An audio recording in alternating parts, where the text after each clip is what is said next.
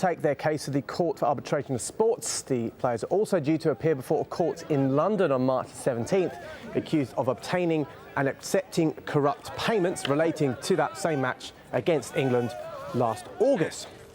To football now, with second place Arsenal and League Cup final action on Sunday. Manchester United can increase their lead at the top of the English Premier League. That's if they can beat Wigan. Going well at the moment, 1-0 at the DW Stadium. Everton and Wolves also in front in their respective matches. Half-time in all those games in England. The top two in Spain are also both in action. Barcelona will be looking to maintain their 5-point lead over Real Madrid as they face Real Mallorca. Now, if Barca beat Mallorca, Real could start their late game at Deportivo, 8 points behind the leaders. Jose Mourinho's team have won their last 3 league matches, although they've only recorded 1 victory at Deportivo's Riazor Stadium in their last 18 visits. At home, I think they only lost 2 matches. I think Barcelona and Almeria. So they are a strong team at home. It's difficult for us. Everybody high motivation against Real Madrid, and Deportivo need a few points to be completely safe. Well, as I mentioned, Barcelona will play at Real Mallorca a little earlier on. One of only 3 teams to take points off Barcelona this season, 5 matches in total in Spain. To tennis now, and the men's final of the Dubai Championships currently underway. Top seed Roger Federer up against second seed Novak Djokovic. And it's the Serb who's taken first blood. He's 6-3 up. Well, he won the first set 6-3. Possibly a decisive day in Rugby Union's Six Nations. England host France at Twickenham in a match that could well decide the winners of this season's championship. Both teams on target to win a Grand Slam, having won both their matches so far. But right now, underdogs Italy facing Wales in Rome, and it's the Welsh lead that one 21-16. About 20 minutes to go there. That's all your sport for now.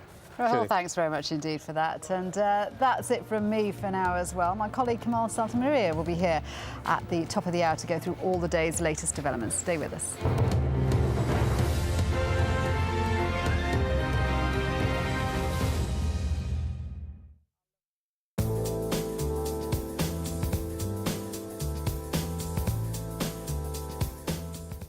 Well, we're going to be seeing a lot of changes across Japan, the Korean Peninsula, as well as China over the next couple of days. Take a look at this, the forecast map for Sunday. Notice that Japan's not looking too bad. We're seeing Tokyo about 15 degrees. We're seeing Osaka about the same thing. But all of this massive clouds and rain over here across the Korean Peninsula, as well as China, is going to be moving in. Now, first of all, on Sunday, we're going to be seeing extreme amount of snow for the Korean Peninsula, anywhere from 300 to 400 millimeters of rain.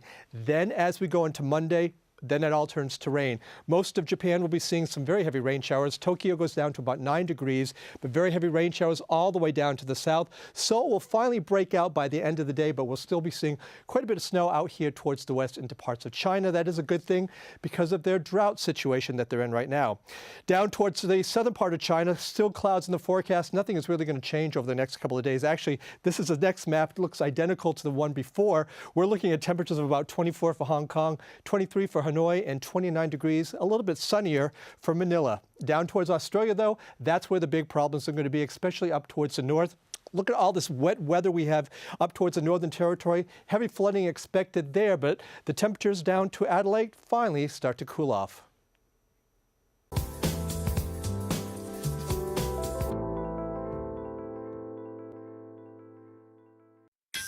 If you're a Nokia user, you can download AlJazeera's news widget from Nokia's Ovi store. The news widget, available on compatible Nokia devices, gives users quick and easy access to real-time news updates from Al Jazeera English. See the world in real time. Al Jazeera Mobile. As geeks take on dictators, bloggers turn dissidents, and social networks root for social justice, governments are going cyber, spying on their citizens, erecting firewalls like iron curtains, and closing down websites. We ask, is cyber-generated change virtual or real? Empire at this time on Al Jazeera.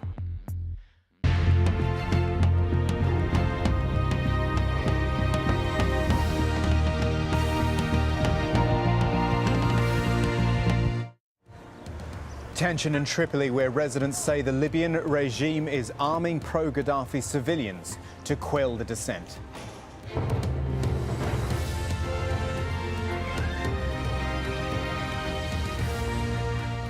At 1600 hours GMT, 6 p.m. in Tripoli, I'm Kamal Santa Maria with continuing coverage on Al Jazeera of the uprising in Libya. There are signs of normality, though, in the east as banks start to reopen in the rebel-held Benghazi. And elsewhere in the region, a setback for Yemen's president. Key tribal leaders back the anti-government protests. And a top Shia leader returns to join Bahrain's opposition after getting a royal pardon.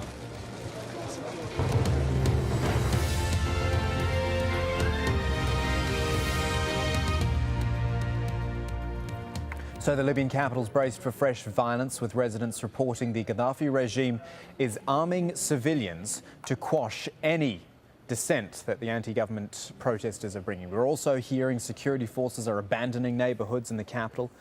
Much of the rest of the country, of course, now in rebel hands. And even Gaddafi's friend and ally, the Italian Prime Minister Silvio Berlusconi, says the Libyan leader is no longer in control.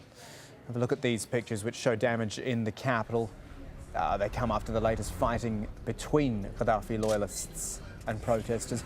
Up to 7 people killed on Friday when pro-Gaddafi militia opened fire on people rallying after Friday prayers.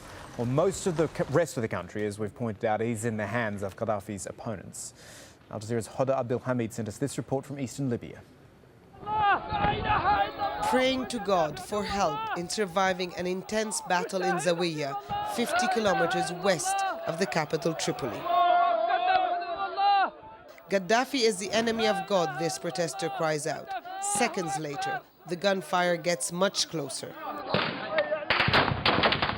This video was sent to Al Jazeera after being filmed on Saturday morning. Zawiya is a strategic town with an oil terminal where opposition forces are gathering to drive Muammar Gaddafi from his last remaining strongholds.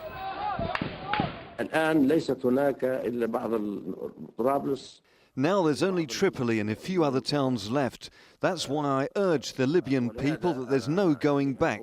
Going back's impossible. We have to move forward. All the patriotic, courageous and respected Libyan youth should help the people of Tripoli to carry out their duties. Much of eastern Libya is already in opposition control, but these images, set to be filmed on Friday, show massive protests in Misurata, another western city 210 kilometers from the capital. Al Jazeera cannot independently verify this video or another said to be from Misurata that appears to show more soldiers joining the protesters' cause. Libya's head of special forces, the latest Gaddafi ally, now rallying for his removal. I place all my expertise and capabilities at the service of the youth revolution. I urge all honest members of the special forces to rejoin their units immediately and to protect the gains of the February 17th revolution and protect the lives of the Libyan people and their property. And this video shows exactly why Libyans need protecting. Heavily armed men drag away a limp body and stuff it into a car. Uploaded on YouTube, it also can't be verified, but is said to be filmed in Tripoli during Friday's clashes. Painting a different picture, these images, shot by Associated Press on a government-sponsored media offensive under the restrictions of Gaddafi loyalists. Tripoli is 100% safe. There are no problems. People are going about their business. There are no problems and people are going to work. It would seem this vision is about as useful as state television to show what's really happening in Libya, or just how much longer its under-siege leader can hang on. Most of the oil-rich East has fallen into the hands of the opposition. There is a sense of security, but it's a volatile situation. The opposition also says it has taken control of oil refineries, now operating at a minimal capacity. For people here, the most important is to retain the gains, keep the momentum, while they wait and see what happens in the west of the country. Hoda Abdulhamid, Al Jazeera, Eastern Libya. Let's turn back to we'll go back to Tripoli a little bit later on. I want to tell you about the banks that have reopened in the opposition-held city of Benghazi. A sign that life could slowly be getting back to normal.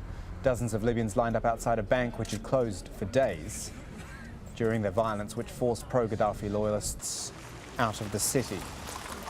Some banks had opened their doors on Thursday, but many people decided to wait to make sure the streets were relatively safe. A new video has emerged from the eastern city of Al-Baida. It shows one of Muammar Gaddafi's palaces, parts of it destroyed during the unrest as protesters tried to take over the city and expel pro-Gaddafi forces. The palace had iron doors leading to underground tunnels, which are said to extend for several kilometres. Let's take you back to Tripoli now. We have a resident of the capital on the line, not naming him for his own safety, and we are speaking to him through a translator. Sir, have you been taking part in any of the protests in Tripoli? Assalamu alaikum wa rahmatullahi wa barakatuh. Be upon you. First of all, I would like to pray to God to bestow mercy on the martyrs who fell yesterday, who fell in front of my eyes.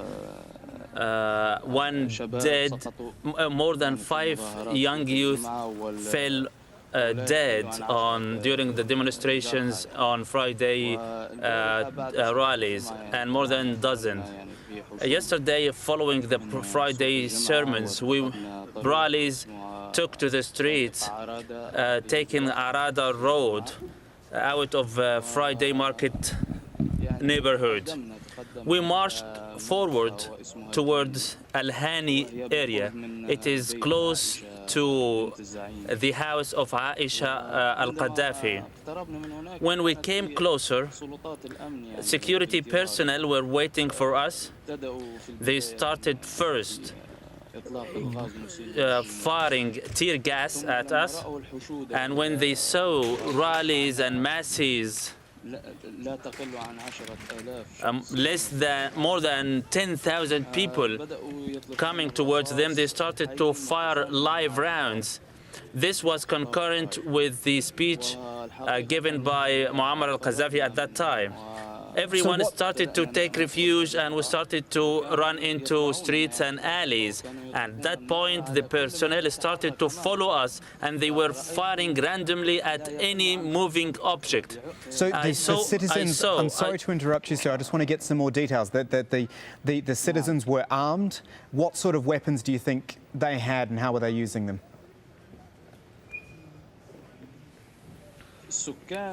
Residents were not armed. We were peacefully marching. Only the security personnel, all armed with Kalashnikov, then followed by Mim Ta heavy machine guns.